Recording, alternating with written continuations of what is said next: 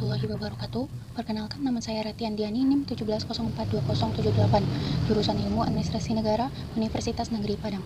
Pada mata kuliah Ekonomi Politik pertemuan ke-7 kali ini, saya akan mempresentasikan hasil resume saya mengenai sosial ekonomi Karl Marx dan Karl Polanyi dalam perbandingan Benjamin Molen. Marx dan Polanyi termasuk dalam gelombang pemikir sosialisme ekonomi yang berpengaruh. Gerakan sosialisme ekonomi muncul ketika pasar yang menjadi andalan kapitalisme mulai bergerak liar dan meninggalkan konsep ekonomi sebagai kegiatan kebaikan bersama masyarakat, terbelah dan terpola menjadi kelompok kapitalis dan buruh, lalu menjadi bourgeois dan proletar. Ekonomi bertumbuh, tetapi kesejahteraan bersama tidak ikut bertumbuh.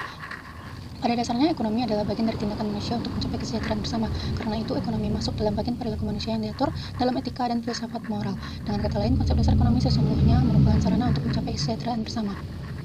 Tetapi ekonomi pasar mulai bergerak untuk menciptakan pertumbuhan ekonomi. Pertumbuhan tercapai, tetapi muncullah masalah baru, yakni ketidakmerataan. Gerakan-gerakan sosialisme ekonomi mulai bermunculan. Tokoh-tokoh seperti Lord Lauderdale, Adam Muller, Saint-Simon, dan G.C.L. Sismondi, Bastiat, Frederick Henry Calris memperkarsai gerakan itu. Mereka terutama mengkritik konsep laissez-faire dalam bisnis. Menurut mereka, tujuan untuk mencapai kesejahteraan bersama harus bertentangan langsung dengan martabat manusia. Artinya, pencapaian tujuan-tujuan ekonomi tidak boleh dilakukan dengan mengorbankan martabat manusia. Dari riwayat hidup Marx dan Polanyi, tidak hanya pernah hidup melainkan terpanggil untuk menjadi penggerak sosialisme ekonomi. Kisah-kisah mereka agak mirip dengan kisah-kisah panggilan para nabi dan tradisi religius. Mereka menunjukkan ciri kenabian sekular humanis sosialis yang dengan setia menekuni panggilannya dan menyerukan penghargaan terhadap kesetaraan manusia. Keduanya ulet dan konsisten, berjuang dengan konsep pemikiran dan langkah-langkahnya yang khas untuk meningkatkan ekonomi yang mensejahterakan semua orang. Pada umumnya, tujuan sosialisme dalam lingkup ekonomi adalah menciptakan pemerataan yang lebih besar yang tidak mengandalkan individu. Walaupun ada banyak fase dalam berbagai upaya sosialis, dari kaum utopian sampai Marxian, hampir semua revolusi dan gerakan terinspirasi sosialis digerakkan untuk menciptakan keseimbangan antar kelas, keterlibatan negara yang lebih besar, dan pertumbuhan ekonomi nasional, dan komitmen pada cita-cita yang ditetapkan sebagai para pemikir awal seperti Karl Marx dan juga gerakan lain seperti yang dikemukakan oleh Fabian. Teori sosialisme murni melibatkan unsur-unsur untuk menciptakan pemerataan, dan walaupun konsep ekonomi umum dibalik banyak gerakan ini, negara-negara seperti Cina, Yugoslavia, dan mantan Uni Soviet sudah mulai digeser seiring perkembangan waktu. Kendatipun prinsipnya pada hakikatnya masih tetap sama.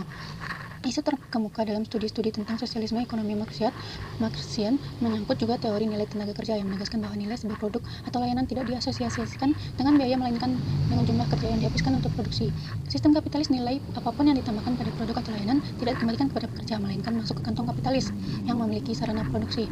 Satu langkah lebih maju, teori ini juga berpendapat teori nilai tenaga kerja tidak menaruh simpati pada ide tentang harga relatif. Dengan demikian, keuntungan kapitalis sekali lagi diraup dari produk-produk atau layanan yang dihargai sesuai dengan penawaran dan permintaan, bukan sesuai jumlah kerja yang dikerahkan untuk memproduksi barang dan jasa.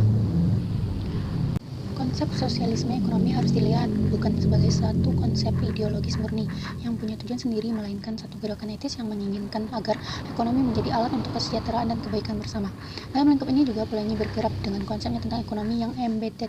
Gagasan dari sosialisme ekonomi Polanyi ada pada konsepnya tentang embedment, bahwa ekonomi harus tertanam dalam relasi sosial. Dalam kapitalisme, ekonomi telah tercerabut dalam relasi sosial. Ekonomi tidak lagi menjadi sarana untuk kesejahteraan bersama. Relasi sosial tidak lagi menentukan ekonomi, melainkan ekonomi telah menentukan relasi sosial. Menyangkut kritik terhadap kapitalisme, perbedaan antara Marx dan Polanyi tidak begitu berarti, dan bahwa secara substansi keduanya mempunyai konsep dasar yang sama tentang manusia, masyarakat, dan kapitalisme. Berikut beberapa perbandingannya. Yang pertama, fixation, commodity, dan commodity fetishisme. Bagi Marx, kapitalisme dicirikan oleh komodifikasi tenaga kerja yang menuntut kategori tenaga kerja diuraikan dari manusia. Dalam Marx, komodifikasi tenaga kerja berlandaskan teori dan keseluruhan analisis tentang tenaga kerja. Sementara Polanyi menekankan pentingnya baik uang maupun tanah yang diperlakukan sebagai komoditi. Yang kedua, dehumanisasi kapitalisme. Konsep Marx tentang dehumanisasi sama hakikinya dengan konsep Polanyi, walaupun Polanyi mempertahankan pemahaman ini berdasarkan data antropologi, sementara perhatian Marx pada dasarnya filosofis. Dengan kata lain, kedua konsep itu komplementer, bukannya saling menggantikan. Dan yang ketiga, human nature dan materialisme historis. Konsep Marx tentang human nature itu sebenarnya cocok dengan keseluruhan kerangka Polanyi, karena unsur penyatu antara dua kerangka itu adalah sama-sama penganut paham Aristotelian yang mengaku manusia sebagai political animal. Sekian presentasi dari saya pada pertemuan kali ini. Jika ada salah kata, saya mohon maaf. Wassalamualaikum warahmatullahi wabarakatuh.